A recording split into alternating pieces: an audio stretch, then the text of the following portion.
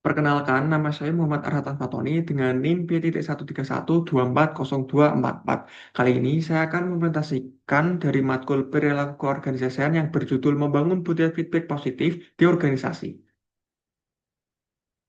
Untuk tujuan materi yang saya bawa ini yaitu menjelaskan pengertian budaya feedback positif, mengetahui pentingnya budaya feedback dalam organisasi, menjelaskan cara membangun budaya feedback positif, dan memahami dampaknya terhadap kinerja dan hubungan kerja. Yang pertama, pengertian budaya feedback positif. Budaya feedback positif adalah kebiasaan di mana anggota organisasi saling memberikan umpan balik secara terbuka, jujur, dan membangun dengan tujuan meningkatkan kinerja, komunikasi, dan kepercayaan. Feedback positif tidak hanya berfokus pada hasil, tapi juga proses dan usaha yang dilakukan. Pentingnya budaya feedback di organisasi. Yang pertama, kita bisa meningkatkan motivasi dan keterlibatan karyawan, mendorong komunikasi terbuka antar tim, membantu pengembangan diri dan kinerja, mengurangi kesalahpahaman dan konflik, menumbuhkan rasa saling percaya antar anggota dan organisasi. Prinsip feedback yang efektif.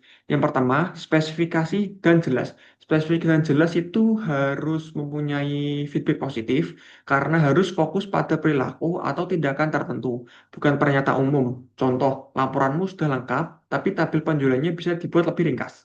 Alasannya, menerima tahu dengan pasti apa yang harus diperbaiki dan pertahankan. Dan yang kedua yaitu tepat waktu. Feedback perlu diberikan segera mungkin setelah kajian terjadi agar masih relevan dan mudah diingat. Contohnya nih, memberi komentar setelah rapat, bukan menunggu evaluasi tahunan.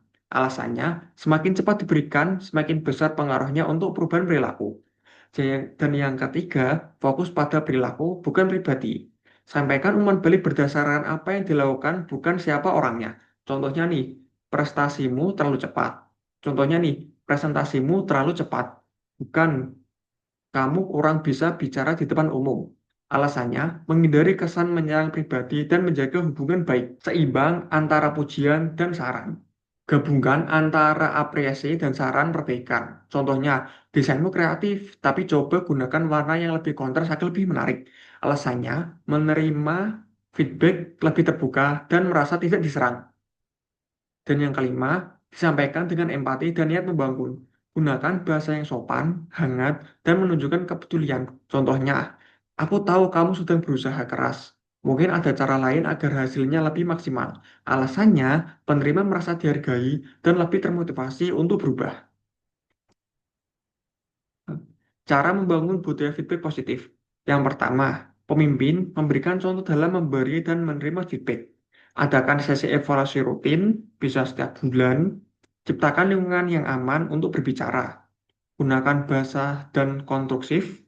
Gunakan bahasa sopan dan konstruktif. Gunakan bahasa sopan dan konstruktif. Lakukan tindakan lanjutan dari hasil feedback. Dampak budaya feedback positif. Apa aja sih dampak budaya feedback positif? Yang pertama, kinerja tim semakin meningkat dan komunikasi lebih terbuka, hubungan kerja harmonis, lingkungan kerja lebih sehat dan produktif. Organisasi menjadi lebih adaptif dan inovatif. Penerapan antar individu. Seorang atasan memberikan umpan balik kepada karyawannya yang terlambat menyelesaikan laporan mingguan.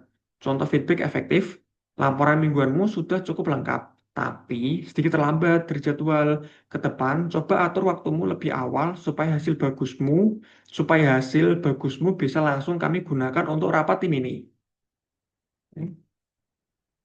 Mengapa efektif? Karena spesifik, menyebutkan laporan mingguan. Dan yang kedua ada apresiasi, yaitu laporannya lengkap. Dan yang ketiga, fokus pada perilaku, bukan pribadi. Disampaikan dengan niat untuk membangun. Penerapan antar rekan kerja. Rekan tim sering mendominasi diskusi dan tidak memberi ruang bagi anggota lain. Contoh feedback efektif, aku suka ide-ide yang kamu sampaikan saat rapat. Tapi mungkin bisa kita beri waktu juga buat teman-teman lainnya berpendapat biar semua bisa ikut berkontribusi. Mengapa efektif? Karena disampaikan dengan empati, kritik, disertai pujian, dan mengajak kolaborasi bukan menyalahkan. Dan ini untuk sumber artikel dan referensi yang saya gunakan di PPT saya. Oke, sekian presentasi dari saya. Assalamualaikum warahmatullahi wabarakatuh.